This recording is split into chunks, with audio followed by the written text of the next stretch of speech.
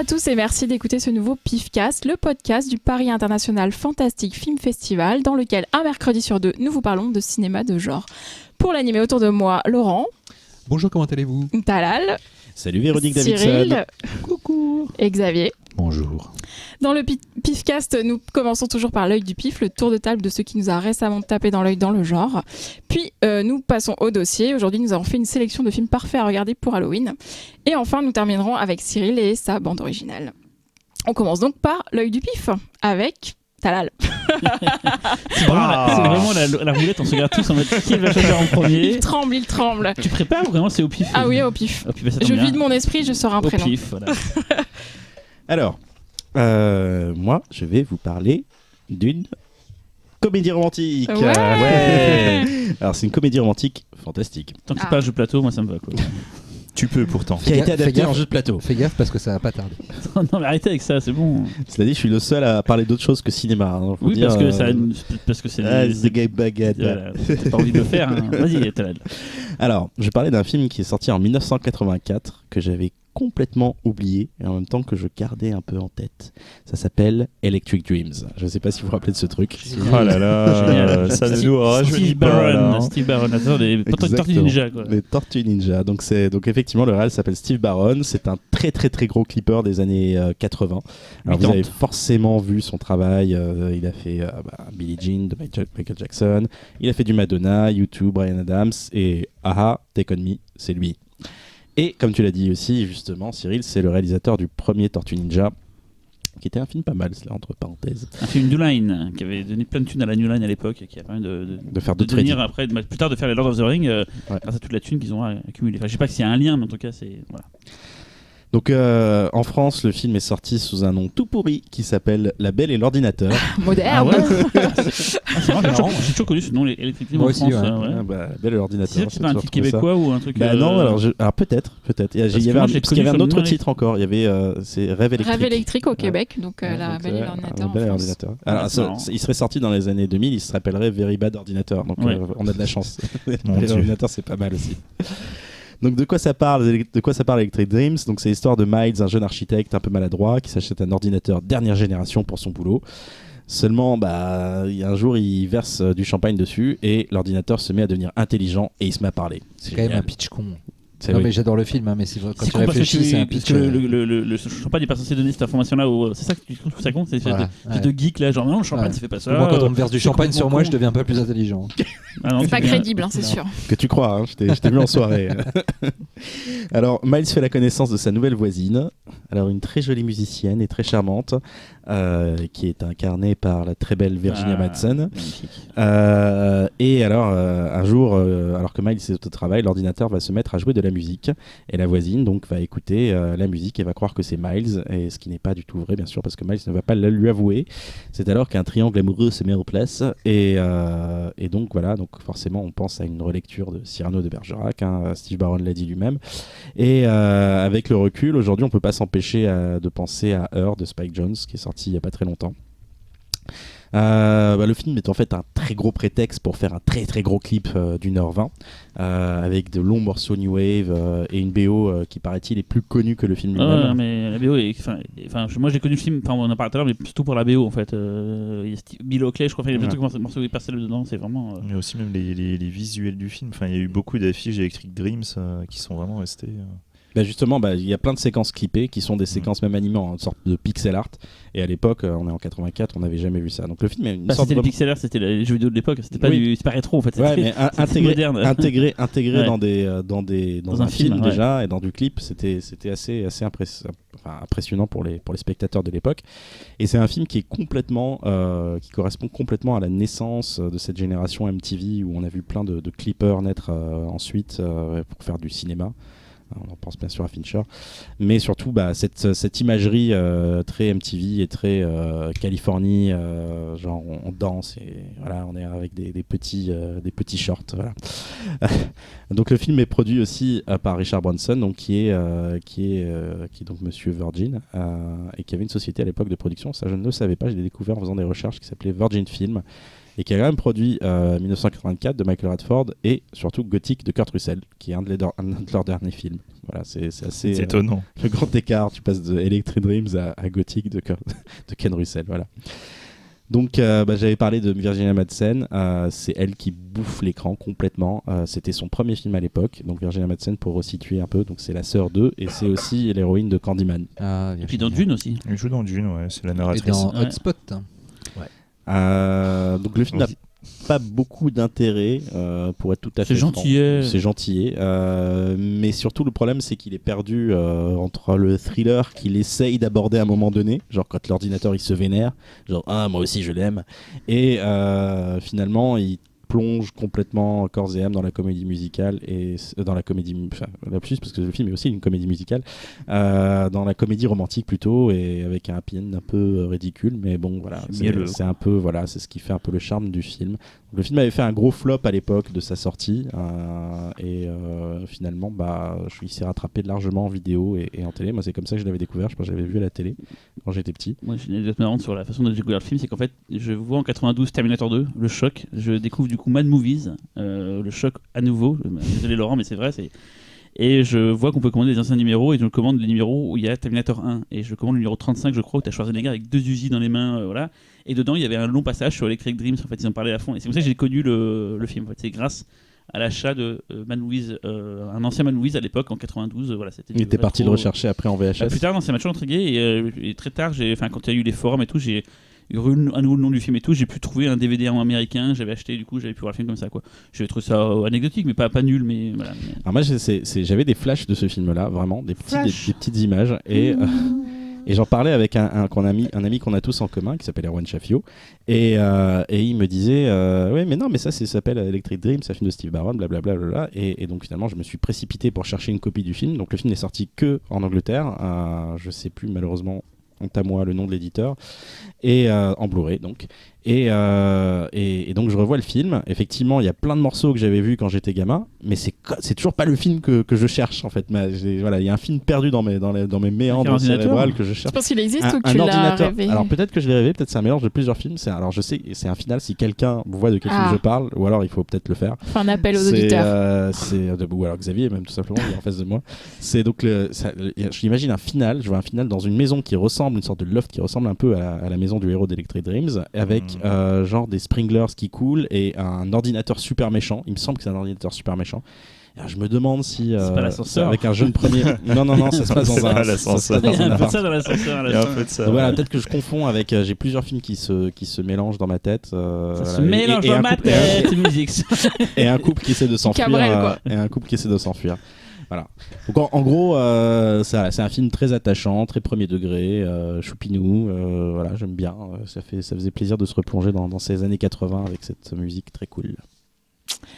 Laurent, C'est à moi. tu n'avais pas l'air concentré, pardon. Si, bien sûr. Tu as montré un moment de faiblesse et Comme voilà, il t'a abattu. Comme le lait. Le lait concentré, bien sûr. Putain. Bref. C'est super bon. Ouais. Je vais vous parler d'un tout petit film pas du tout attendu. Un Predator. Un remake. Un remake. J'ai peur. Predator. Suspiria. Et là, vu que ça Et passe j'ai- enfin. Ah non, tu peux pas en parler ici? Si. J'ai fait des Nous sommes le arrangements. 24 octobre, tout va bien. Alors, donc, je vais vous parler de Suspiria. Le remake Suspiria. tant attendu de Luca Guadagnino. Je ne sais jamais dire son nom, c'est l'horreur, mais c'est pas grave. Tout le monde attend ce film comme le loup blanc, voire noir, voire de toutes les couleurs, parce que tout le monde le redoute et on est à peu près persuadé de tenir une grosse merde, qui ne pourra jamais être à la hauteur du chef-d'œuvre La tasse à Madrid. d'Argento. Eh bien, détrompez-vous, selon moi. Je suis sorti de la salle avec un mélange de... c'est parfois assez énervant de pédanterie, et en même temps, je pense qu'on n'est pas loin de tenir un des meilleurs remakes de films d'horreur qu'on ait jamais vu. Ouais. Parce que ça a les énormes couilles d'aller dans un truc totalement... pas à l'opposé du film de Argento, mais dans une direction complètement différente, mais vraiment radicalement différente. C'est très étrange parce que parfois on a l'impression de voir la Terza Madre. Il y a une scène vers la fin du film où on a l'impression qu'il dit en fait la Terza Madre ça aurait dû être ça, alors je vais faire ma version. Ça et- m'aiderait pour situer, c'est le troisième Voilà. film de la trilogie des trois Tout à mers fait. avec Inferno, Voilà. Suspiria. Et voilà, c'est en termes de photos, c'est un parti pris complètement opposé, c'est-à-dire que là, c'est une photo assez terne. Le film se passe dans les années 70, dans une année 60 même, enfin début 70 dans une Allemagne encore divisée par le mur. Le film a un vrai ancrage historique et politique, c'est extrêmement important dans le film. La photo est donc assez terne. Ça rappelle pas mal au niveau décor Possession de Zulawski, par exemple, dans la façon de filmer c'est les l'Allemagne villes, voilà. entre deux. Une des choses que j'ai vraiment apprécié, c'est que la danse est vraiment au centre du film. C'est marrant, en voyant le film, je pensais à Climax de Gaspard Noé, film sur la danse qui vient de sortir. Je trouve on retrouve dans la façon dont les scènes de danse sont filmées une énergie assez similaire. Il y a vraiment un parallèle entre le sabbat de sorcière et ce que peut être la danse classique moderne de l'époque, dans l'abandon et dans l'énergie qu'on libère. Il y a un vrai lien par rapport à ça. Je veux pas vous parler de certaines choses parce que ce serait vraiment révéler des surprises, mais il y a vraiment un côté extrêmement transgressif dans le film, dans le sens où il va presque à l'encontre de ce qui est censé être Suspiria, de ce que sont censés être les trois mers. C'est totalement inattendu, donc extrêmement audacieux. C'est parfois très énervant comme le choix qu'on connaît tous maintenant, c'est pas un mystère. Il y a un des personnages qui est un personnage masculin, qui est interprété par une actrice du film qui joue un autre rôle, sous un épais maquillage. Je sais pas J'ai si pas vous compris. étiez au courant. Non. Un des personnages du film est un vieil homme, et en fait, Une femme qui le joue. c'est joué par une femme D'accord. qui joue un autre rôle dans le film. D'accord. C'est quelque chose que la production a essayé de cacher. Ils ont inventé un acteur qui n'existe pas pour ce personnage, mais bon, en fait, si tu regardes bien le maquillage, tu grilles le truc assez vite. Personnellement, je trouve ça assez gênant parce que le personnage est important et en fait, on a tout le temps l'impression qu'il n'existe pas. Parce Mais qu'on ça a n'arrête du pas de se sens dire- d'avoir fait ça ou... Je pense que ça a un sens très pompeux. Parce que pour le lol. en gros, non, en fait, tous les personnages, c'est un film très féministe et tous les personnages masculins du film sont des gros connards. Vraiment, il y en a très peu et le peu qu'il y a, c'est des gros connards. Et du coup, je pense que le seul personnage masculin positif est joué par une femme parce que finalement, il ne pouvait que jouer par une femme dans l'esprit du film. Personnellement, je trouve que c'est de la branlette et que comme c'est un personnage qui aurait pu être très beau sur le papier, ça lui enlève toute sa chair en fait. Voilà, on a l'impression qu'il n'existe pas parce qu'on n'arrête pas de se poser la question mais qui est derrière ce putain de maquillage qui est plutôt bien fait au demeurant. La Bref. branlette sur un film féministe, Voilà. c'est limite. Et Sans donc, la cyprine. et c'est voilà, en fait le film n'arrête pas d'osciller entre idées absolument démentes et pédanterie.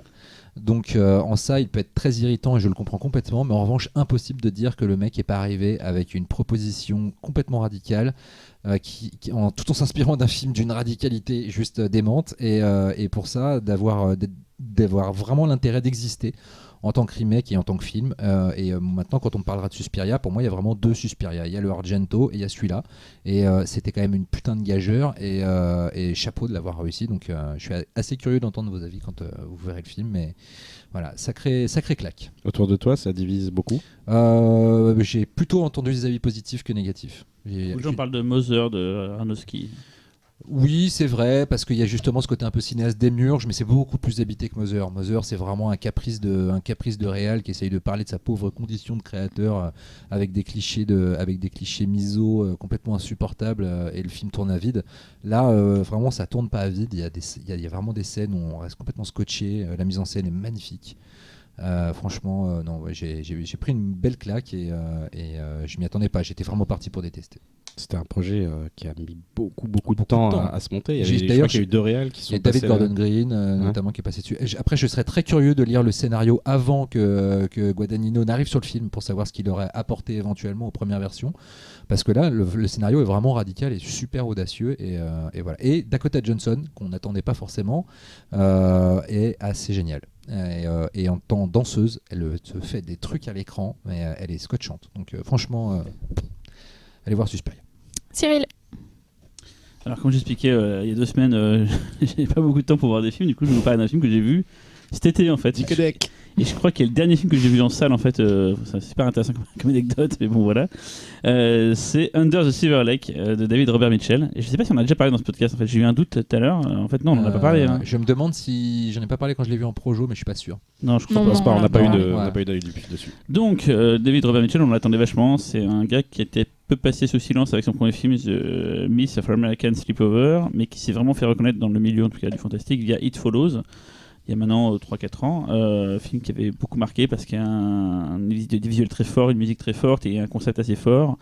Et forcément, ce nouveau opus, ce nouveau film, donc Under the Silver Lake, était extrêmement attendu. Il a été montré à Cannes cette année dans une version générale, dans une version qui dure 2h15 et qui n'est pas sûr de rester cette version-là partout sur Terre. En fait, en France, on a eu le montage cannois, mais c'est pas sûr que le reste du monde ait ce montage-là. Donc, qu'est-ce que c'est ? Alors, j'ai pris le résumé sur Allociné pour pas, parce que moi je suis nul en résumé et c'est beaucoup plus simple si je le fais avec un vrai résumé. À Los Angeles, Sam, 33 ans, sans emploi, rêve de célébrité. Lorsque Sarah, une jeune énigmatique voisine, se volatilise brusquement, Sam se lance à sa recherche et entreprend alors une enquête obsessionnelle, surréaliste à travers la ville. Elle le fera plonger jusque dans les profondeurs les plus ténébreuses de la Cité des Anges, où il devra élucider disparitions et meurtres mystérieux sur fond de scandales et conspirations. Donc le film est aussi chiant que son résumé. On va pas aller aussi loin que ça. Hein. C'est très très long. Il y a des très belles séquences par-ci par-là. Il y a des idées assez folles de visuel, je pense. Pour ceux qui l'ont vu, à un moment donné, il y a un corps qui se fait découper en deux et les deux parties du corps se font. Et il y a plein de fulgurances comme ça dans le film, mais le liant est extrêmement long. Il y a Andrew Garfield qui joue dans le film, et Andrew Garfield, si vous connaissez un peu cet acteur, c'est un acteur très mou. Bah, c'est parfait, il donne le tempo du film, un film très très mou. Un film qui se la raconte un peu, qui m'a un peu saoulé. L'une des forces de It Follows, c'était sa musique faite par un mec qui vient du jeu vidéo, qui s'appelle Disaster Peace, qui avait fait 2 BO mortelles qui sont celles de Fez et celle de Hyper Light Drifter, et qui avait fait avec It Follows une BO sublime, hyper marquante. Là, c'est une sorte de trip un peu néo-rétro, un peu comme le film d'ailleurs, c'est un film assez néo-rétro, qui est pas hyper intéressante. Voilà, je sauverai un seul truc du film, c'est qu'à un moment donné, on entend la musique Your Woman de White Town, et voilà, je suis très content d'entendre ce morceau-là. Voilà, qu'est-ce que vous en... Parce que j'ai vraiment envie de dire le plus sur le film que j'ai pas du tout aimé, mais il fait que je trouve un film pour l'œil du pif, et je me suis dit, tiens, vous allez sûrement parler mieux que moi. Qui n'a pas aimé, qui a aimé Tiens, on va faire un tour de table. Véronique. Moi, j'ai bien aimé.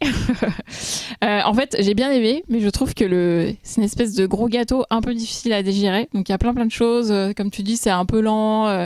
Il y a des fulgurances à certains moments. Ça te prend un peu par surprise parce que tu commences un peu à t'endormir. Et bim, il y a un truc un peu beau ou inattendu ou drôle, etc. Et en fait, quand je suis sortie, je me suis dit, j'ai bien aimé.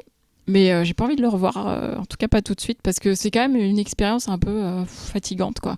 Mais quand même, je dirais pas que c'est un mauvais film. Non, c'est pas un mauvais film. Et je trouve pas que ce soit un film. Je crois pas que ce soit une arnaque, tu vois. Je pense qu'il le fait de manière quand même sincère et qu'il avait vraiment envie de. Ça fait un peu le mec qui a trop la confiance, je trouve. Ça fait un film du mec qui a la confiance et qui. Ouais. C'est un peu Southland Tales, quoi. Bah, moi j'aime bien un peu, c'est un peu Moi aussi, ça, j'aime mais bien c'est un peu ça. Suspense, mais C'est il y dans a le film un peu côté ça. malade et tout, où personne lui a dit vas-y coupe. Et le mec il était dans ses délires mégalos et finalement toi le spectateur tu te fais un peu yesh. Mais alors je ferai un rapprochement un peu audacieux avec Ready Player One, parce qu'en fait ça brasse un peu de la pop culture comme ça, et je trouve que c'est quand même pour le coup plus intéressant ce qui est fait là c'est plutôt adulte. que voilà. C'est un truc de gogol. Exactement. Désolé pour ceux qui aiment bien, mais un truc pour les gogols quoi. Et là c'est un peu plus intelligent on va dire quoi. Voilà. Ça fait pas un meilleur film pour autant, mais Justement, il aurait pu aller dans la facilité en refaisant un film d'horreur, en refaisant un film très conceptuel dans sa théorisation de la mise en scène du surnaturel, etc. Là, je trouve que pour le coup, il a quand même les couilles de partir vers quelque chose de radicalement différent d'It Follows. Moi, les 10 premières minutes m'ont fait peur parce que, en gros, les 10 premières minutes, t'as à peu près tous les 2 plans, t'as un truc de mise en scène ultra tape à l'œil. Je me suis dit, putain, si le mec il fait ça pendant 2h30, ça va me casser les couilles. Ça se calme après. Ce que j'ai vraiment adoré, au-delà du commentaire sur la pop culture qui est plutôt intéressant, c'est l'exploration d'un Los Angeles qu'on connaît pas. J'allais dire, si t'es fan de la Cité des Anges, c'est un beau film pour ça. C'est-à-dire que Los Angeles, c'est vraiment une ville qui est très spéciale dans la façon dont, d'un quartier à l'autre, l'espace, en marchant 10 minutes ou en roulant 2 heures, tu vas jamais tomber sur un endroit pareil qui va évoquer la même chose. C'est une ville qui n'a pas d'unité. Et en ça, je trouve que le film est assez génial dans sa façon d'explorer Los Angeles. After Hours à Los Angeles. J'avais pas l'After Hours, c'est le After Hours de Los Angeles, et en ça, j'ai trouvé ça vraiment cool. Alors après, oui, parfois c'est irritant, mais globalement, je trouve que c'est une. Alors je vais utiliser une formule que je déteste, mais pourtant c'est vrai, c'est une sacrée proposition de cinéma. C'est beau quand tu parles. Et Taloul Je l'ai pas vu, j'ai très envie de le voir maintenant, surtout que là vous me saucez d'autant plus. Et le film sort en Blu-ray au moment, je pense, où la chronique. Tu es plus à suivre nos avis plutôt que celui de Xavier. De toute façon, on dit pas que c'est de la merde, mais on dit que en règle générale, il n'aime pas mes films. Voilà. Non, c'est pas vrai, c'est pas vrai. Il y en a un où je t'en ai beaucoup voulu. Tu sais très bien, c'est le cas. Faites-vous un bisou. Non. Je suis très curieux de le voir, et je crois que ça doit être. Je pense à ce pauvre réalisateur qui quand même sort de It Follows avec cette pression. Après, quand tu fais un truc aussi fort qui a marqué tellement de gens, La pression de faire un film après ça, je pense même s'il doit avoir la confiance, en tout cas l'impression qu'il a la confiance quand il fait le film. grave la confiance, bâtard. Je pense qu'il devait quand même bien se chier dessus. Et voilà, on revient au caca, hein, bravo. Xavier Ah bah moi je vais vous parler d'un vieux film, hein, histoire de changer. Non, c'est Véronique qui fait ça, normalement. Alors, Tu fais les films Netflix normalement. Ouais. je me Véronique, demande c'est s'il n'est pas sur Canal+, Netflix c'est d'ailleurs. Hein. Je me demande, Il y a des vieux à films sur vérifier. Netflix. Alors moi je vais vous parler pour moi, un des grands classiques de la science-fiction, Batman Forever. dont on ne parle jamais. Bah, Batman Battlefield Forever. Earth. Non, moi je parle de film, s'il te plaît, là, pas cette merde. Un vieux truc alors Ouais. Alors en fait, moi je vais vous parler de Star Trek le film, Ah, j'adore. qui est, pour beaucoup, généralement en fait, c'est un film que j'aime bien revoir. C'est pas si vieux que ça. Ouais, quand même. Années 60 Années 70, 70 fin 70. Ah ouais, bon, c'est récent alors. Voilà. En fait, le truc, c'est qu'à chaque fois qu'on parle de Star Trek, les gens ont tout de suite un certain a priori. Et t'as beau essayer d'expliquer que Star Trek le film, c'est vraiment une proposition de cinéma, voilà, mais une vraie, hein, c'est quelque chose de waouh. Les gens ne te croient jamais. Mais en même temps, c'est normal parce que c'est la seule itération de Star Trek qui sort du cadre Star Trek. Ah oui, pur. là c'est clair, là c'est. Enfin bon. Donc en fait, Star Trek le film, c'est un film de science-fiction réalisé sur la franchise Star Trek en 1979. Ça a été réalisé par Robert Wise. Donc Robert Wise, la majorité des gens connaissent surtout La Mélodie du Bonheur, West Side Story, mais il ne faut pas oublier Le Jour où la Terre s'arrêta ou La Maison du Diable. Oui, c'est tout ça. Surtout. C'est tout cela pour nous. Voilà. Bah oui. Oui, mais enfin pour nous, après Oui. pour le reste des gens, voilà. Du coup, en fait, à l'époque, la série Star Trek était terminée déjà depuis 69. Et en fait, il y avait eu un projet de relancer la série. Et ce projet avait commencé à avoir des idées de scénario. Et tout. Enfin, bon, bref, voilà. Et finalement, ça ne s'est pas fait. Et en fait, ils ont décidé de faire un film. Donc, il s'était écoulé quand même quasi 10 ans. Et à peu près tout le monde était content de recommencer l'aventure, sauf Leonard Nimoy qui avait juré de ne plus jamais reporter les oreilles de Spock. les fameuses oreilles de Spock. En fait, Robert Wise, quand il reprend le scénario qui avait été fait pour cette série, il va le modifier. Donc il faut savoir que déjà à la base, le scénario, c'est une adaptation d'un des épisodes qui s'appelle Le Corrigan de la série originale. Et en fait, il va l'adapter totalement librement et en fait, il va lui donner une épaisseur absolument incroyable, quoi. Quand vous avez vu Star Trek, c'est jamais de la vie vous allez penser voir un truc pareil au Cinoche. Pour le petit détail, sachez qu'en France, c'est la première itération de Star Trek qu'on a vue. Parce qu'en France, en fait, la série a commencé en sur la 82. 5 après, du coup. Voilà. Ouais. Donc, j'imagine la tronche des gars qui avaient vu le film, qui avaient surkiffé le film, et après ils regardent la série. C'était un peu différent. Alors pourquoi en France ils ont appelé ça Star Trek le film? Pourquoi ils ont pas appelé ça juste Star Trek? Autant pour les États-Unis ça se comprend, le motion picture, voilà, même si je trouve ça débile d'appeler un film le motion picture, tu vois, ou le film. Traduction française bateau. Hein, Non, mais du coup c'est juste Star Trek, j'aurais dû dire juste Star Very Trek. bad vaisseau. Ah ouais, Very Bad Ouais, ouais. Vaisseau, ouais. Enfin, donc pour le pitch, donc en fait, il y a une entité extraterrestre qui défonce tout sur son passage et qui se dirige vers la Terre. Et donc on décide d'appeler l'amiral Kirk, qui ne travaille plus sur Starfleet, parce qu'en fait il a gravi les échelons. Et en fait on va lui redonner les commandes, de Starfleet, de l'Enterprise, pardon. Et en fait on va lui redonner les commandes de l'Enterprise pour aller déterminer l'étendue de la menace que représente cette entité. Pour rappel, dans Star Trek, on est plutôt dans un mode de réflexion. On essaye d'analyser, de comprendre l'autre avant de commencer à tirer. Ça, c'est une des grandes spécificités de Star Trek. Qu'ils ont un petit peu perdu dans les films plus Qu'ils ont récents, Ouais, voilà. on va dire. Genre au hasard dans First Contact. Mais bon. Donc ce film, en fait, est particulier. Certes, on voit l'empreinte de Robert Wise, mais pas que. Au niveau des effets visuels, c'est Douglas Trumbull. Donc Ouais, bien. bon, rencontre du troisième type, réalisateur de Silent Running. Voilà. Conseiller technique, et là je me tourne vers Véro, Isaac Asimov. Voilà. Non mais voilà, il fallait tout. La musique, Jerry Goldsmith, c'est juste un ensemble de gros cadors dans tous leurs domaines, mais qui vont juste arriver à dépasser le stade de l'adaptation cinématographique d'une série pour arriver à créer un putain de film de science-fiction. Visuellement, c'est la folie. Je suis désolé pour tout le travail de Douglas Trumbull, mais pour moi, son meilleur, c'est Star Trek le film. Visuellement, ouais, c'est clair. C'est incroyable. Les détails, les multiplications, on est à la limite du mandala dans la structure de V'ger, qui est donc l'entité. C'est absolument magnifique. Et en même temps, le film, je le trouve aussi ultra boiled, c'est méga couillu. L'intro dure 5 bonnes minutes, c'est de la musique. On est vraiment dans des intros, mais genre à l'époque, genre Ben-Hur, où vraiment on te faisait une vraie entrée, une vraie ampleur, on te faisait lentement entrer dans le film. Je me rappelle de la découverte de l'Enterprise. La découverte de l'Enterprise doit durer plus de 5 minutes. Ouais. C'est juste la caméra qui virevolte autour de l'Enterprise. On le voit sous toutes les coutures. Après, voilà, il faut aussi se rendre compte d'un truc. Ça faisait 10 piges que les fans, ils n'avaient pas vu ça. C'est juste absolument magnifique. Les réflexions sont excellentes, c'est super bien joué. Enfin, voilà quoi. On n'est pas loin de 2001. On n'est pas loin de 2001. C'est vrai qu'il est très souvent. C'est fin 70, tu as dit 79. Ouais, donc c'est très drôle. Tu t'en parles comme un chef-d'œuvre, alors que le plus connu, généralement, c'est Wrath of Khan, qui est sorti en 82. Ouais, mais voilà, tu vois, qui est vraiment décrié comme étant un truc de. Vous êtes fou. Mais non, c'est Retour sur Terre avec les baleines. Qui est con. Non, mais en fait, la colère de Khan. J'entends jamais parler du premier, très peu, mais voilà. Beaucoup du deuxième. Mais c'est normal parce que le premier est tellement différent de tout ce que tu verras que on est à la limite du pas Star Trek quoi. C'est genre on a voulu faire 2001 mais avec les personnages de Star Trek. Voilà. C'est juste ça. Alors que la colère de Khan, c'est du pur Star Trek, c'est un super épisode. Voilà. C'est vraiment un super épisode qui est aussi une reprise d'un épisode. Ils font ça sur tous les. C'est ça. Là, c'est littéralement une suite d'un des épisodes de la série originale. Mais le 2, c'est vraiment un épisode gonflé aux stéroïdes, super bien gonflé. La réal de ses meilleurs, je crois. Nicolas Meyer est mortel.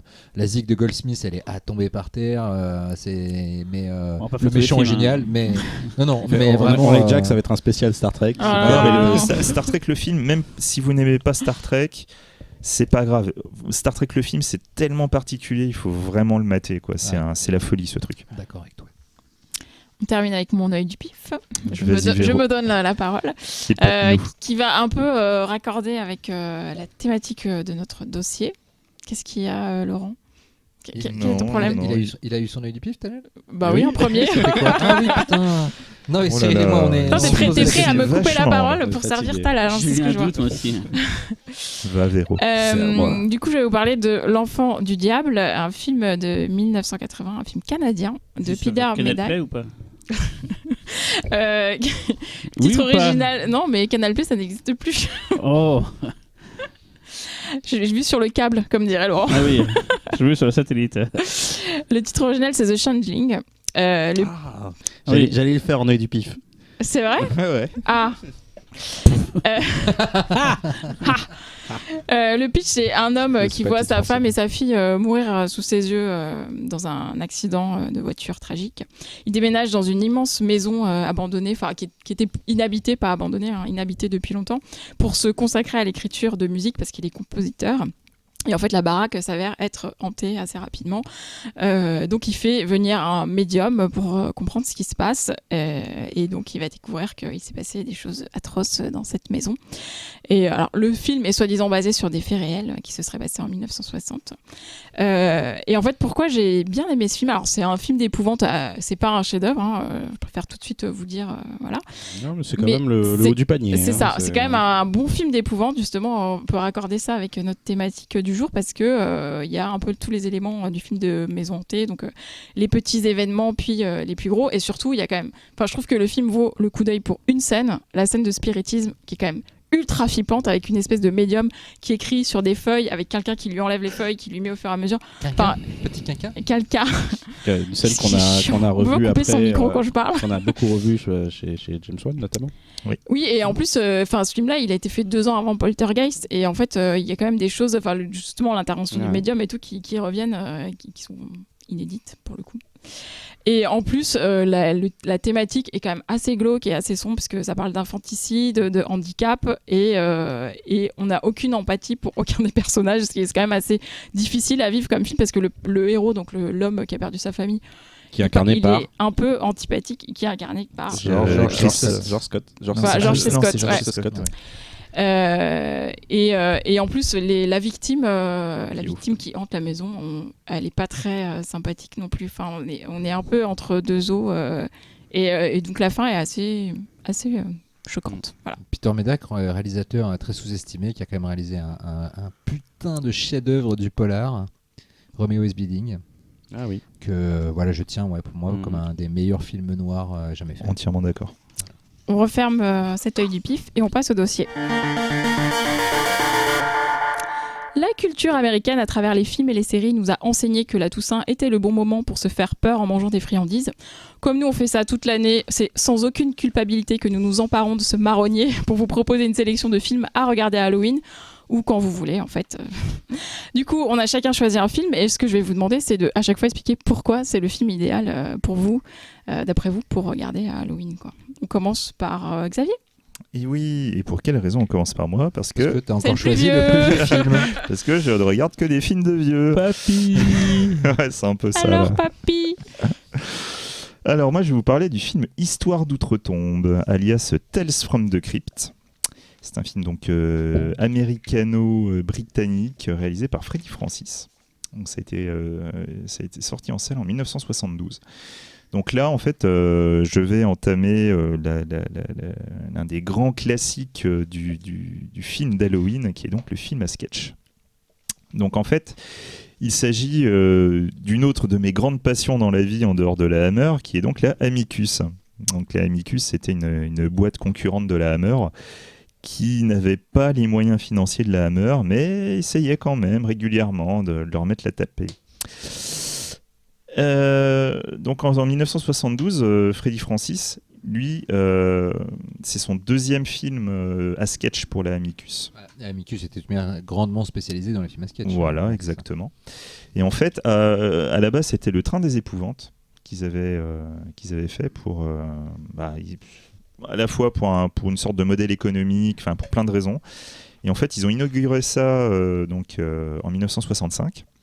Et en fait, la meilleure, je serais même tenté de dire le meilleur film de la Amicus, c'est Histoire d'outre-tombe. C'est le meilleur film de Freddie Francis, déjà de base. C'est donc le meilleur film de la Amicus. C'est pour moi l'un des meilleurs films à sketch de tous les temps. Pour moi, c'est le maître étalon du film à sketch. Enfin, pour moi, c'est vraiment celui qui a vraiment pu insuffler ce truc particulier à tout le monde. Et je pense en l'occurrence à Trick or Treat. Mais on y reviendra. Voilà. Donc en fait, le synopsis est très simple. Je vais même vous griller un truc tout de suite, tellement on est dans la simplicité absolue.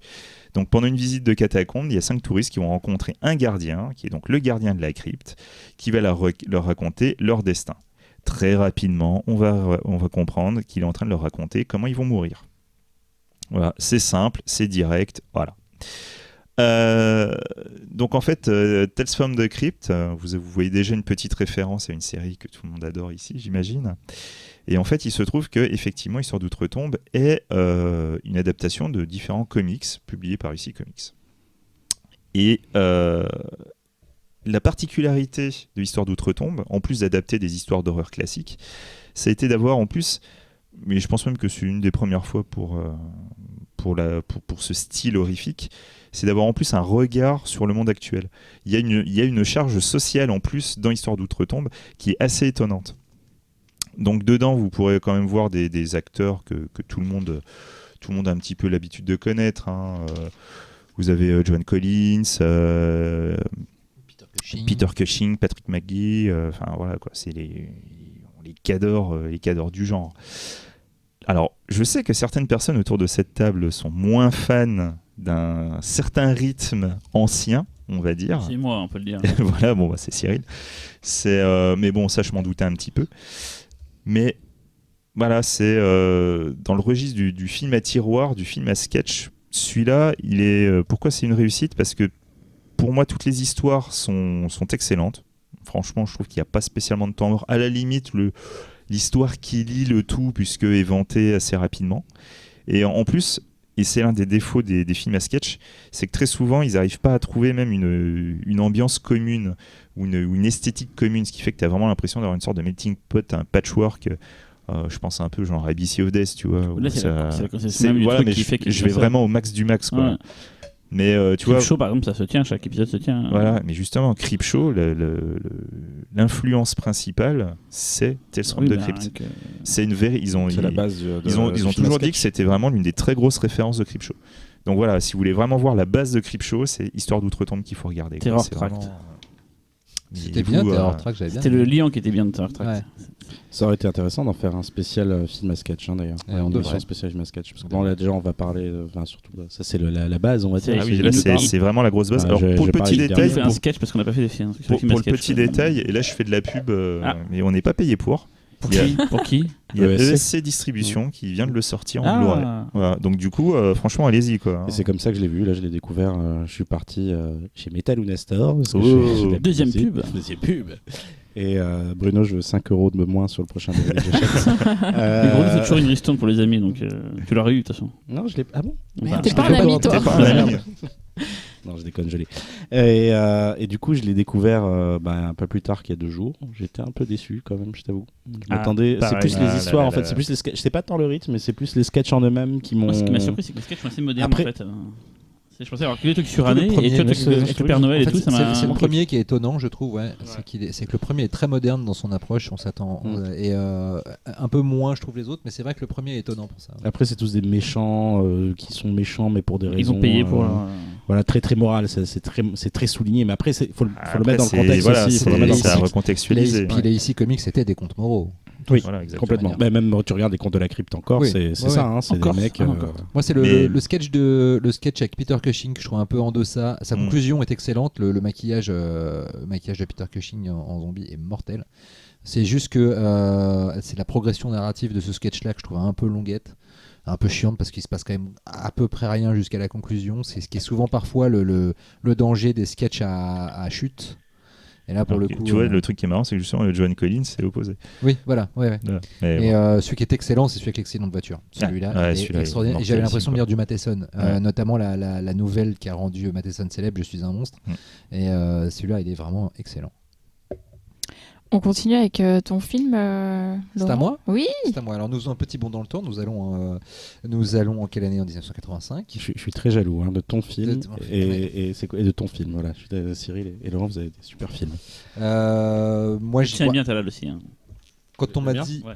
quand on m'a dit film d'Halloween, voilà, j'ai directement pensé à celui-là. Pour moi, c'est le film d'Halloween ultime. D'ailleurs, c'est marrant, personne n'a pris Halloween autour de cette table. Marrant. Non, donc Vampire, vous avez dit Vampire, de Tom Holland, donc un film sorti en 1985, Fright Night en VO. Tom Holland, c'est sa première réalisation, mais il n'était pas étranger au genre puisqu'il avait participé à l'écriture de quelques pas classiques, mais enfin Psychose 2, classe 1984, un classique, et puis il y a aussi cette très étrange film qui s'appelle The Beast Within. Qui est un film à moitié raté mais très fascinant sur une femme qui se fait violer par un monstre et qui accouche d'un enfant qui lui-même deviendra un monstre plus tard. C'est un petit classique assez obscur du cinéma américain des années 80, mais si vous avez l'occasion d'y jeter un œil un de ces jours, allez-y, ça vaut le coup d'œil. Bref, et donc là c'est sa première réalisation. Qu'il doit notamment au succès de Classe 1984 parce que le film a été un succès et du coup la Columbia, quand lui il est arrivé avec cette idée et qu'il avait budgété assez bas, s'était dit bon bah écoute, tu nous as fait des scénars plutôt sympas, ton film il coûte pas cher, on n'y croit pas trop mais c'est pas grave. Et je crois qu'à l'époque c'était le plus petit budget jamais financé par la Columbia, Fright Night. Il faut savoir que le film a quand même rapporté 25 millions de dollars au box-office, qui à l'époque était pas rien, surtout pour un tout petit budget comme ça, et c'était de l'année de sa sortie, c'était le film d'horreur qui a eu le plus de succès, sauf détrôné je crois par Freddy 2. Et donc Fright Night, de quoi ça parle? Ça parle d'un jeune garçon, Charlie Brewster, You're so cool Charlie Brewster, ça c'est une réplique culte du film, qui essaye de conclure avec sa nana. Tout en regardant un film d'horreur, et il est plus fasciné par ce qui se passe sur le film d'horreur à la télé que par sa nana. C'est dommage parce que sa nana est jouée par, ça j'adore, l'actrice c'est Amanda Bierce, que vous connaissez pour être la voisine complètement coincée et absolument pas sexy de Marier 2 enfants, sauf que là en petite ado jeunette, elle envoie du bois. Ouais, elle envoie du bois. Notamment C'est vers la la scène fin. de danse. Voilà. Surtout à la fin, quand elle est plus ou moins, quand elle est en visette vampire, en visette transparente, voilà. Dévoile Bref. son charme. Exactement. Et donc, il faut savoir que donc Charlie Brewster est fan d'une émission qui passe sur le câble américain, je pense, ou sur une TV locale, qui est présentée par un hôte, qui est un acteur raté, qui joue une espèce de Van Helsing du pauvre et qui introduit des films d'horreur. Il faut savoir que ça, c'était une tradition aux USA, puisque avant que tous les réseaux de télé soient mutualisés, il y avait des réseaux locaux dans les États, etc. Et qu'il y avait plusieurs comme ça petites émissions à travers les États-Unis où il y avait un hôte qui présentait des films d'horreur tard dans la nuit. Il y avait Elvira notamment, voilà, la plus connue. Dans Gremlins 2 aussi, t'as un Tout à fait, personnage, qui ressemble beaucoup au personnage justement de Fright Night. Bref. Jean-Pierre Dionnet. Voilà. Et donc, Charlie Brewster, fan de films d'horreur, s'aperçoit que le voisin qui vient d'emménager dans la maison d'à côté serait peut-être un vampire, déjà parce qu'il arrive dans un cercueil, peut-être premier indice. Deuxièmement, parce qu'il le voit un soir en train de lutiner une très jeune fille à moitié nue et puis d'un coup de lui mordre le cou avec de grandes dents. Je pense qu'il est parano. Hein. Il Voilà. est parano. Suspect. Non, parce que c'est très bien que tu te balades le soir dans un cercueil. Il est sur la bonne piste. Donc après tout le jeu, comment Laurent raconte ça, c'est trop rigolo. tout le jeu consiste pour lui à convaincre son entourage que son voisin est un vampire. Il a beaucoup de mal. Il va y arriver au bout d'un moment et il va aller donc chercher l'aide du présentateur de télé, puisque pour lui c'est un spécialiste en vampires. Qui lui est donc juste un acteur raté qui a absolument pas envie de passer sa vie à jouer ce pauvre personnage de merde. En tout cas lui c'est tel qu'il le considère comme ça. Et finalement ce qui est assez touchant dans le film, c'est que cet homme va en ayant un vrai contact avec le surnaturel, va apprendre à aimer le personnage qu'il incarne et même à devenir complètement ce personnage.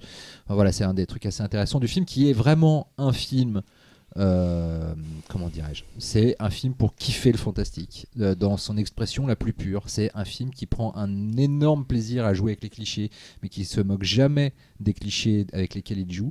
À ce niveau-là, je trouve même que c'est un des films les plus purs des années 80 en matière horrifique, dans le sens où on se marre tout le temps, mais en même temps, quand ça veut être flippant, putain c'est flippant. Les effets spéciaux, Steve Johnson, si je ne m'abuse, et Richard Edlund, donc, pas non plus une pointure, un dégueu quoi, aux effets optiques, et les effets spéciaux prosthétiques sont incroyables. C'est un putain de festival d'animatronique, de monstres, de latex, c'est juste hallucinant. C'est hallucinant, et la qualité surtout, c'est que ça tient encore. Il y a une scène de transformation, enfin de détransformation d'un personnage qui était en loup, qui redevient humain, et c'est à tomber par terre tellement c'est efficace et c'est beau.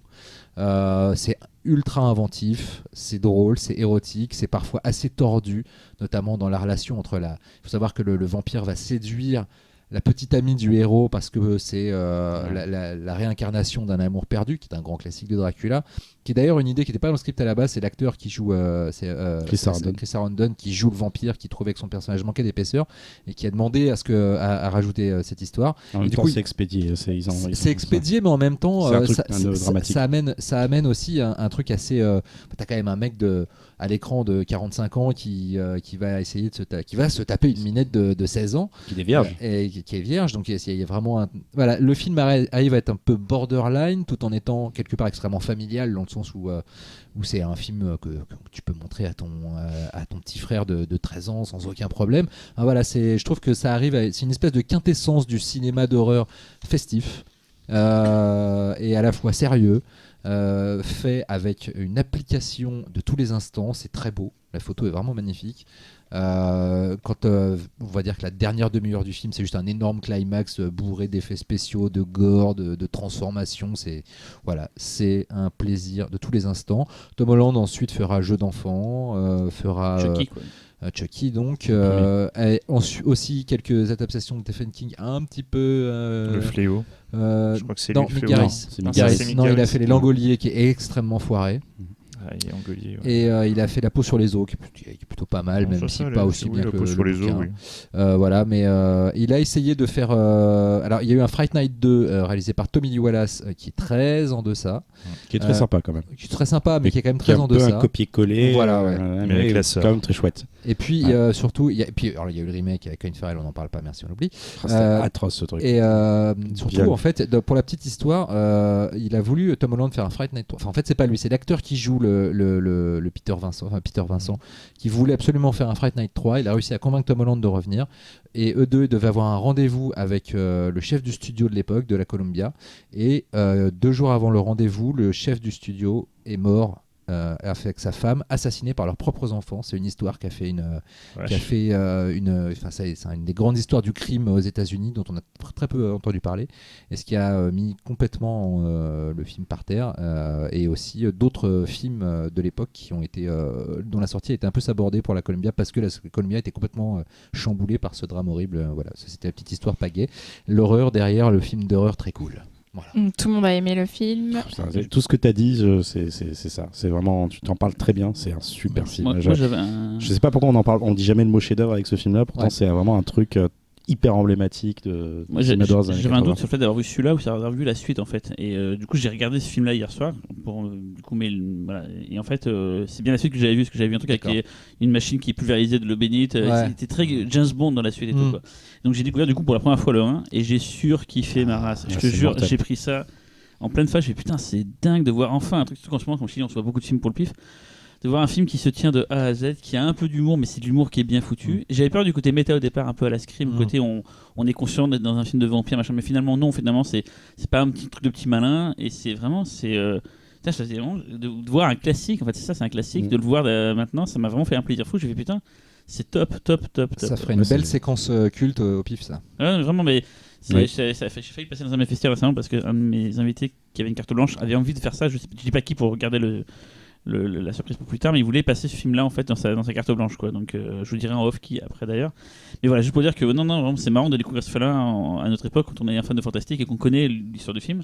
Finalement, c'était la suite que j'avais vue, mais ouais, celui-là, il est. Comment t'as fait pour passer à côté de cette affiche L'affiche est ouf. L'affiche est dans les vidéoclubs. Comment t'as fait pour pas je vais la suite en vidéo, donc c'était Vampire. Vous avez encore dit Vampire, je crois, il me semble. Vampire, vous avez dit Vampire. Oui, mais vous avez encore dit Vampire. Vampire, vous avez dit Vampire 2. Ah, d'accord. Ouais. Et du coup, voilà, en fait, je sais que dans le 2, il y a une histoire d'un truc d'un mec qui se fait ouvrir le ventre et des insectes qui sortent, qui bouffent des insectes tout le temps. Enfin, j'ai des souvenirs très étranges. Il y a des trucs sympas dans le 2, mais c'est vrai qu'il a un. En plus, le problème, c'est que moi, le 2, je l'ai vu une VHS recadrée, 4 tiers, avec une VF horrible. Je serais curieux de le revoir dans des conditions. Moi, c'est l'époque où j'ai vu des suites. J'avais vu Fantasme 2 avant de voir Fantasme 1, j'ai vu Fright Night 2 avant de voir Fright Night 1. Rien du piché à Fantasme 2. J'ai longtemps chassé Fright Night 2 en vidéo parce qu'il n'existe quasiment pas. Il est très rare. Il y a un DVD recadré avec une copie de merde. C'est le DVD recadré. Moi, j'ai vu en VHS. Se balade que j'ai traqué pendant des années, que j'ai fini par trouver, et finalement la copie est à chier. Je sais même pas si le film est visible dans son cadrage d'origine. Mais non, alors peut-être des trucs bootleg, je sais pas, qui doivent traîner sur le net. Il y a que comme ça que tu le trouves. Mais c'est un film qui, je sais pas pourquoi, il est coincé dans des, peut-être c'est l'histoire de droit, coincé dans des méandres. Le truc n'existe pas. Alors que Fright Night ressort assez régulièrement, il me semble. En tout cas chez Sony, et qui a une très belle édition qui est sortie il y a quelques temps chez Twilight Time aux US, et je crois qu'il y a un Blu-ray anglais, il me semble, qui est sorti il y a pas longtemps. Je pense. Véro, tu aimes le film ? Oui, et en fait je l'ai vu. La première fois que je l'ai vu, je pense que j'étais trop jeune et ça m'a traumatisée. En fait, non, mais les maquillages de bouche de vampires, ils sont vraiment flippants parce qu'on dirait des sourires en même temps. Enfin, il y a un côté vraiment bizarre et j'étais longtemps traumatisée. Et après, donc j'avais perdu le nom du film et après j'ai retrouvé que c'était ce film-là et je l'ai revu et ça va mieux. Vous êtes rassurés ? Il y a un documentaire qui va sortir bientôt ou qui est déjà sorti, je crois, qui s'appelle You're So Cool Brewster, qui reprend la réplique du film. Et je crois que c'est ça le titre, hein. Pardonnez-moi si je me trompe. C'est ça, et y a pas tout le monde parle du film. Mais il y a une histoire avec documentaire d'1 heure et demie. L'acteur qui joue le sidekick du Brewster, apparemment lui il a eu plein de problèmes, il a eu des histoires un peu glauques sur sa vie, je crois. Il n'y a pas un truc comme ça où il est pas mort ou non, je crois qu'il a fini dans le porno gay underground SM. D'accord. Oui, donc je pensais qu'il était mort ou camé. Non, d'accord, il a fini dans le porno gay. On continue avec ton film, Cyril. Ah, alors moi j'ai choisi le Blob. Alors le Blob, il y en avait plusieurs de Blob. C'est un film que j'adore aussi. Le Blob de 1988, réalisé par la Dream Team, Chuck Russell et Frank Darabont. Alors juste pour information, il y a eu 2 autres Blobs avant. Le tout premier, c'est Danger Planétaire, un film avec Steve McQueen. Et plus tard, il y a eu un peu moins connu Beware the Blob, réalisé par Larry Hagman, qui est donc JR dans Dallas. Et moi, je vous parle de la version 88. C'est le film, alors c'est ce que j'avais dit quand on avait passé le film au pif dans la nuit, Invasion extraterrestre. C'est le film que j'ai le plus vu de ma vie. Je l'ai vu gamin 36 fois ou 37 fois. Je ne sais pas pourquoi. Génial. Je le regardais tous les samedis. Je pétais un câble sur ce film. Ma femme a fait pareil avec Alien 2. Bah oui, ça se comprend. C'est deux très grands films.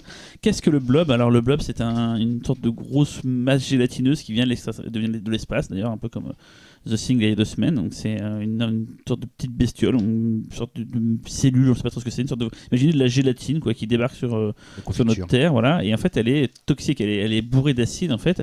Et plus elle va bouffer des gens, plus elle va grossir jusqu'à devenir à la fin gigantesque. Et on suit donc, c'est ça qui est rigolo dans le film, un anti-héros. Une sorte de bad boys et tout, qui d'ailleurs n'est pas le personnage principal du film au début, mais qui va le devenir au fur et à mesure, plus une nana, et on suit ce groupe-là qui essaie de s'en sortir. Il y a les militaires qui vont arriver dans la ville, qui vont devenir limite les nouveaux ennemis. Enfin, c'est rempli de bonnes idées partout. Pourquoi c'est des bonnes idées ? Parce que voilà, Chuck Russell et Frank Darabont avaient fait juste avant Les Griffes du Cauchemar, donc Freddy 3. Le meilleur. Et voilà, qui était un des plus inventifs et un des plus imaginatifs de Freddy, et c'est des gars qui ont des bonnes idées. Enfin, Darabont, plus tard, on en a déjà parlé dans le Stephen King, a fait beaucoup de choses très bien, comme Les Évadés, comme The Mist, voilà. Donc c'est plutôt un bond dans le fantastique.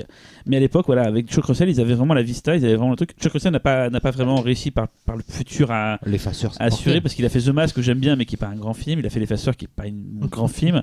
Il a fait Le Roi Scorpion.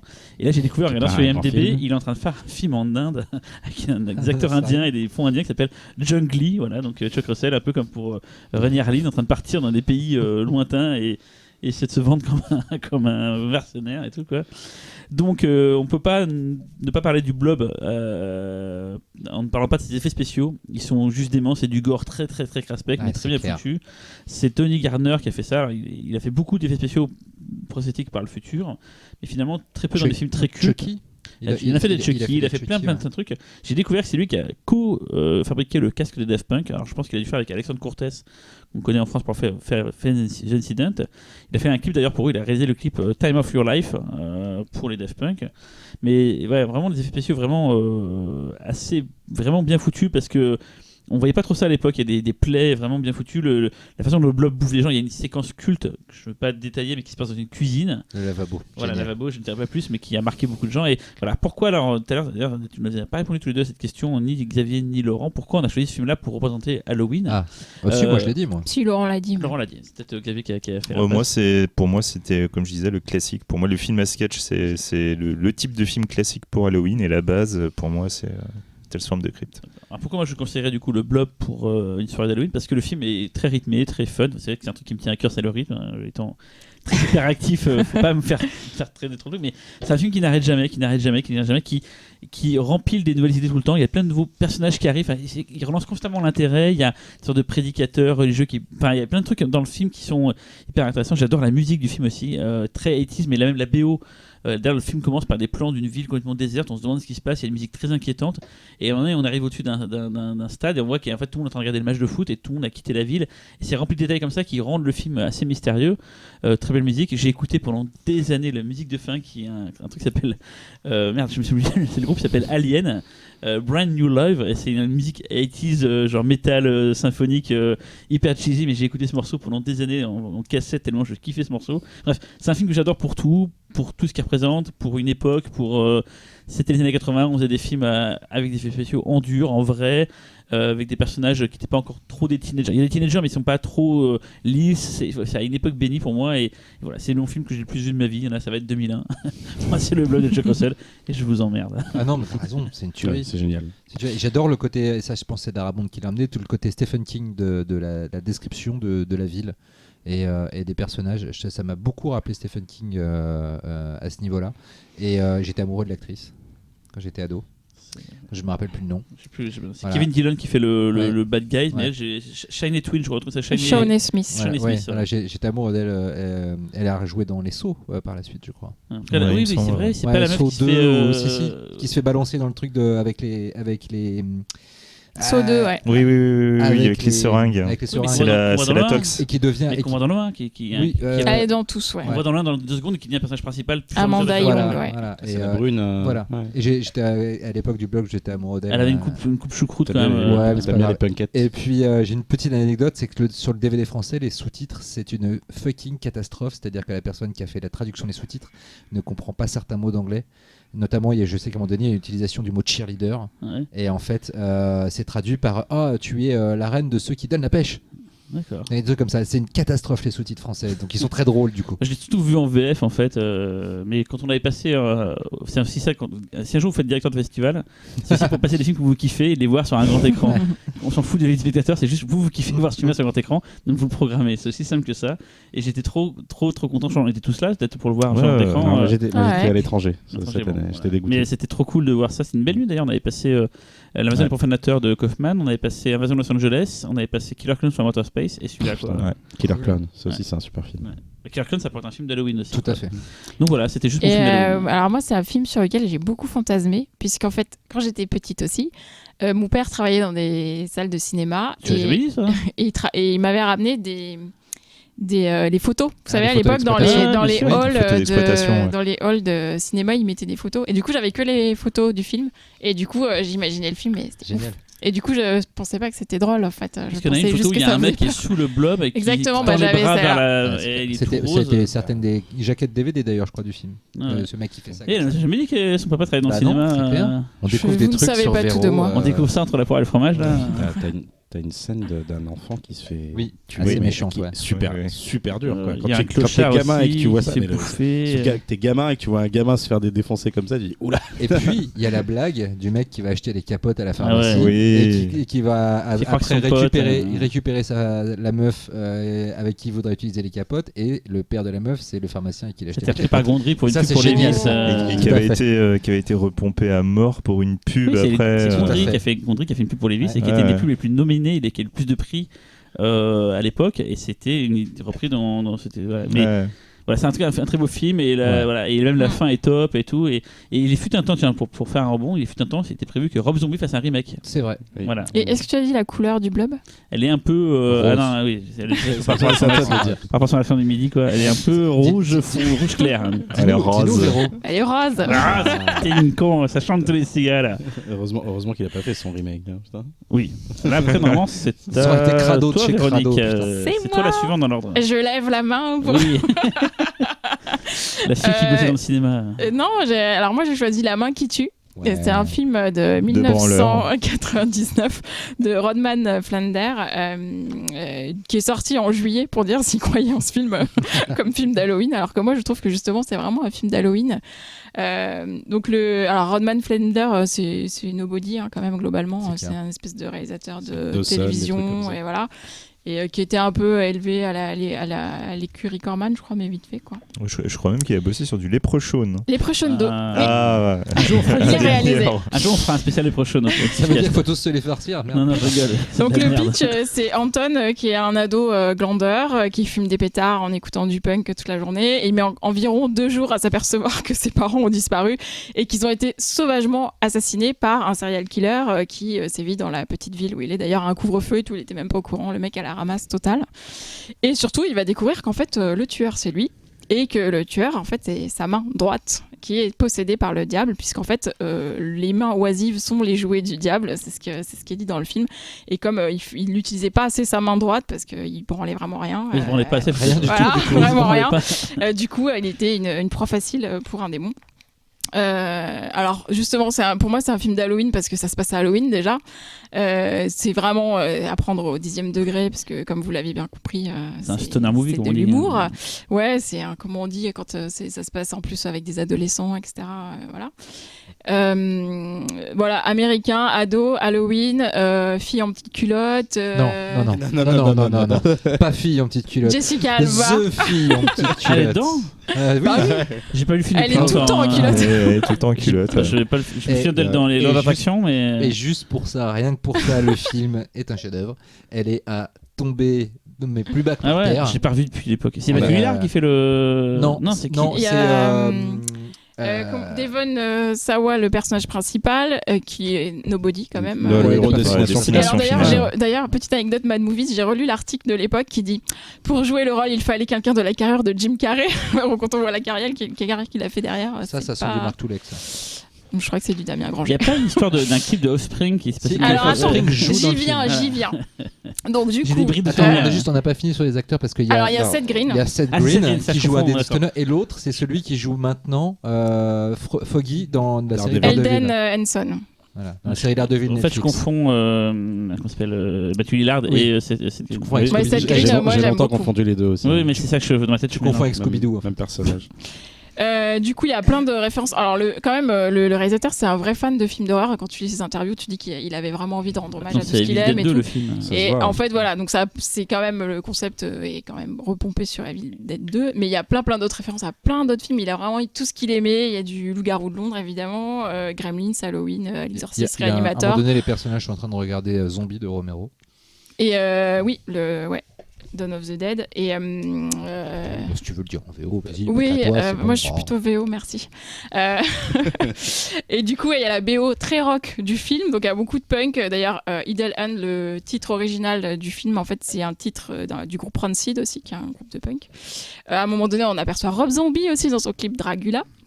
Et donc il y a Offspring, vraiment le groupe qui joue à la fête du lycée. Donc ça, qu'est-ce qu'on peut faire de plus années 90 que ça?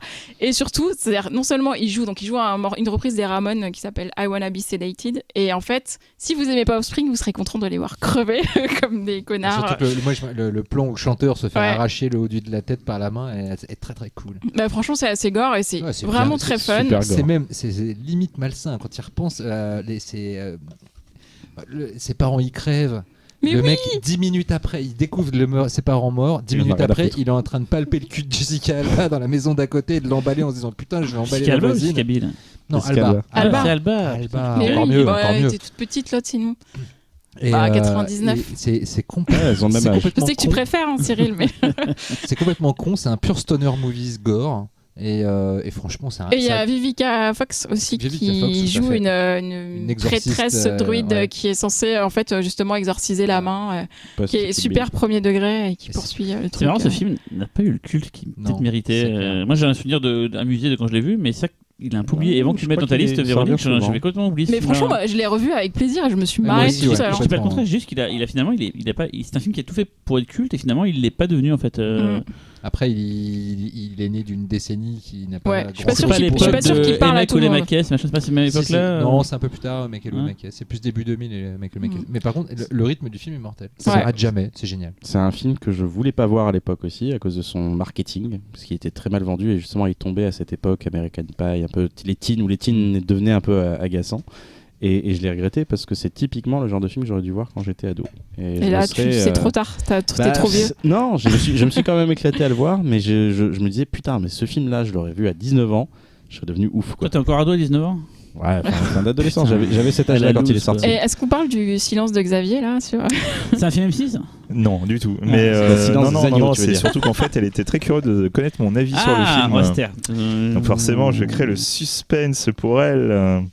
Et non, en fait, moi, j'ai adoré le film. Je trouve que c'est- Le sourire de Véronique, ça ne s'invente pas. On avait déjà parce que au précédent podcast, il y avait une petite scission là. donc, Ouais, une petite scission, mais ça va. Là, on se rabiboche. Mais non, Idle Hand, c'est tellement con, mais tellement con. C'est non, vraiment, c'est super quoi. c'est le plaisir C'est, coupable quoi en fait. Et à côté, Ouais, non, mais en plus, enfin, après, c'est même vraiment bien foutu au niveau de la comédie quoi. Ouais, C'est, ouais. Je me rappelle qu'en voyant le film, la scène où Jessica Alba est attachée sur le capot d'une voiture et la voiture est levée par un système hydraulique et elle risque de s'écraser au plafond.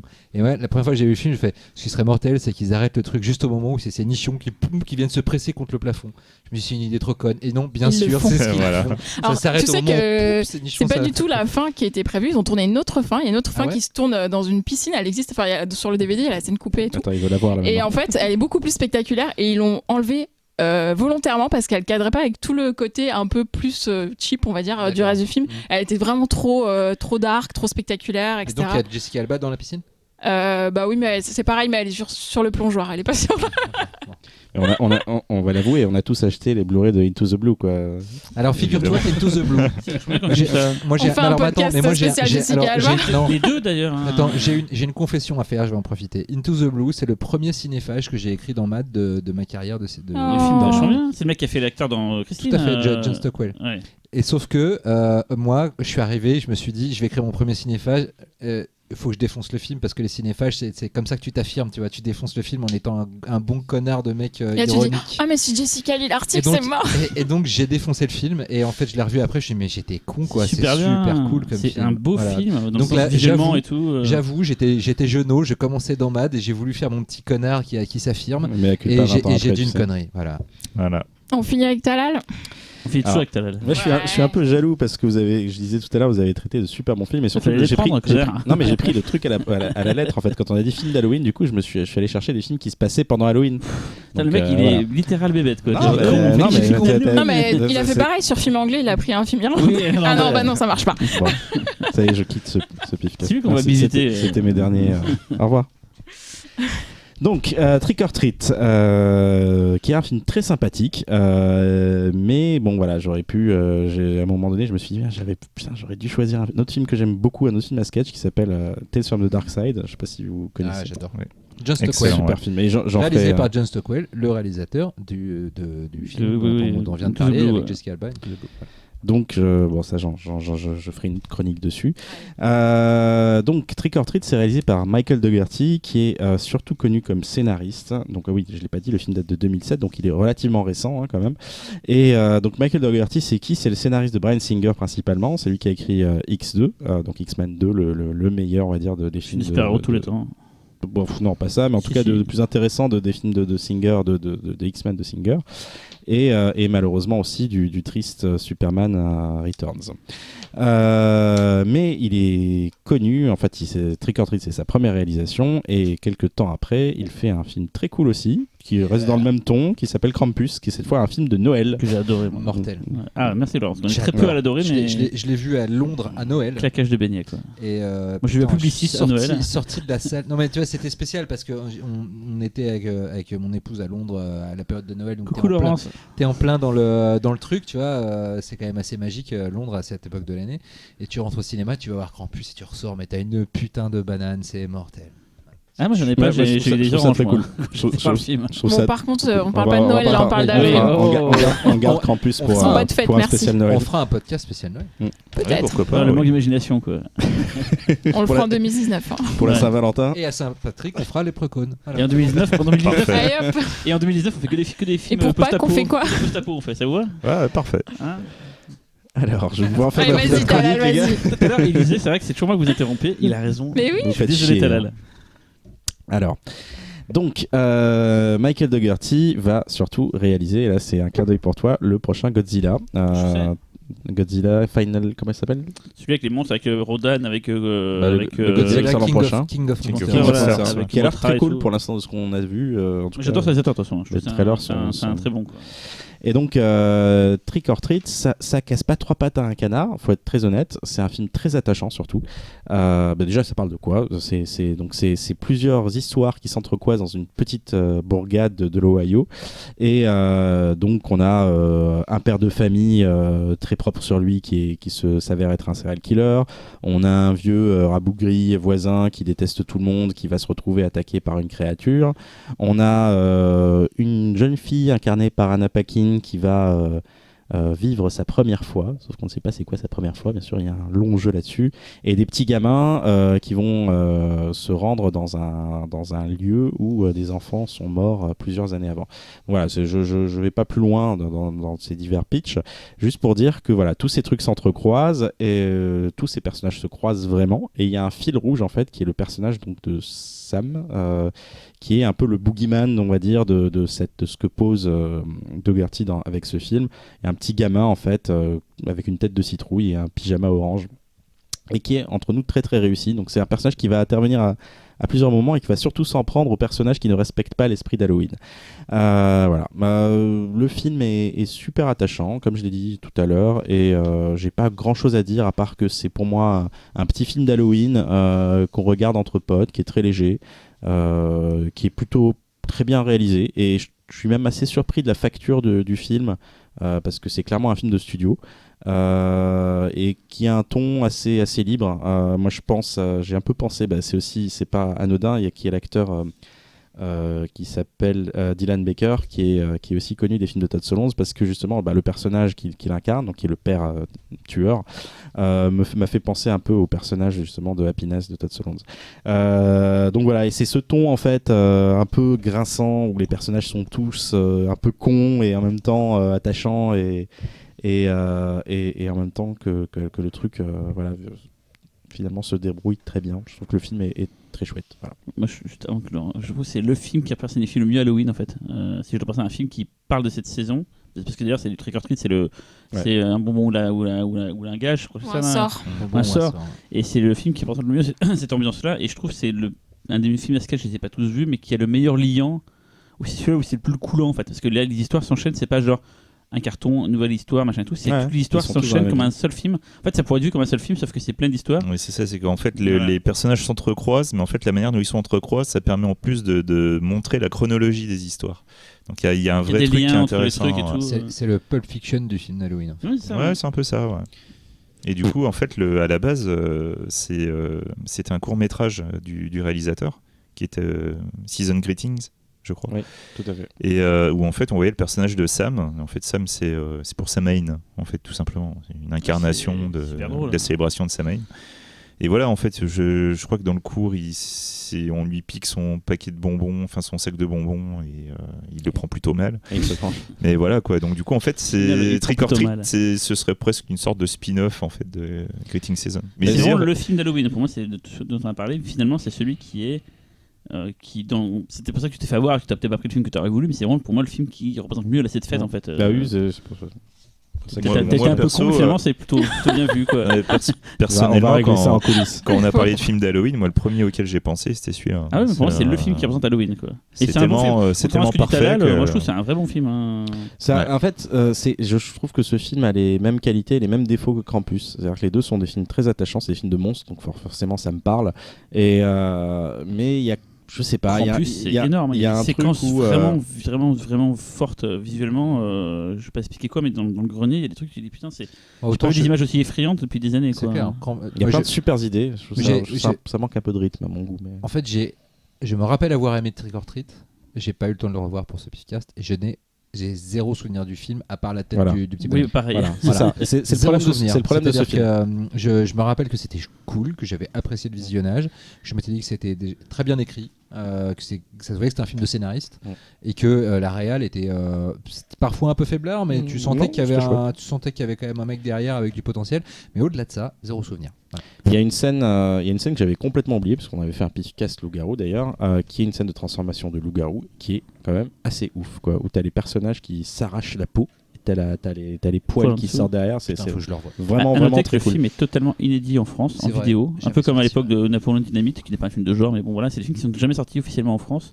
Et Trick or Treat n'existe pas officiellement en France. Comment on fait pour le voir, parce que moi je l'ai pas vu. Il y a des Blu-ray ou des DVD étrangers, sûrement avec des sous-titres français, peut-être même des doublages, j'en sais rien, c'est des fois que les surprises. Alors moi j'ai prêté mon Blu-ray à Michel Leray, si tu m'écoutes, rends-moi mon Blu-ray très vite, et je me suis aperçu il y a 2 jours, le moment où il fallait que je revoie le film, donc j'étais bien emmerdé, je me disais bon, j'ai un prétexte pour changer de film, mais en fait je l'ai retrouvé sur iTunes, donc ceux qui l'ont pas vu, vous le trouvez sur iTunes en pendant longtemps il était vraiment invisible en France. Voilà, pour 3,99€, vous pouvez voir cet excellent film le soir d'Halloween. Quand le film a été diffusé dans des festivals étrangers, qu'il a commencé à se choper une super bonne répute, je me rappelle que nous à Mad on était tous fous, on se disait mais quand est-ce que quelqu'un va se décider à acheter ce film quoi, et personne l'a fait.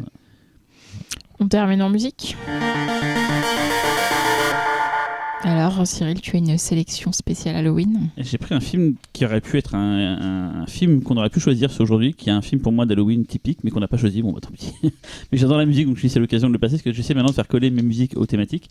Le film c'est Booba Hotep, et là tout le monde dit ah ouais, bah oui, effectivement, le film d'Halloween. Hein, est-ce qu'il y en a ici qui dirait le contraire? Moi je dirais le contraire. Moi aussi. Ah bon? Ouais, moi aussi. Film de maison de retraite. Mais vous faire J'aime bien le film, mais moi je suis d'accord avec toi. Ah voilà. J'aime bien le film, mais je le trouve trop lent pour être un film d'Halloween. C'est un film de vieux, c'est pour ça. Donc Booba Hotep, c'est un film de 2002 de Don Coscarelli. Alors Don Coscarelli, il a fait Les Fantasmes, il a fait Beastmaster et il a fait John Dies at the End qu'on avait passé en ouverture au PIF en 2012.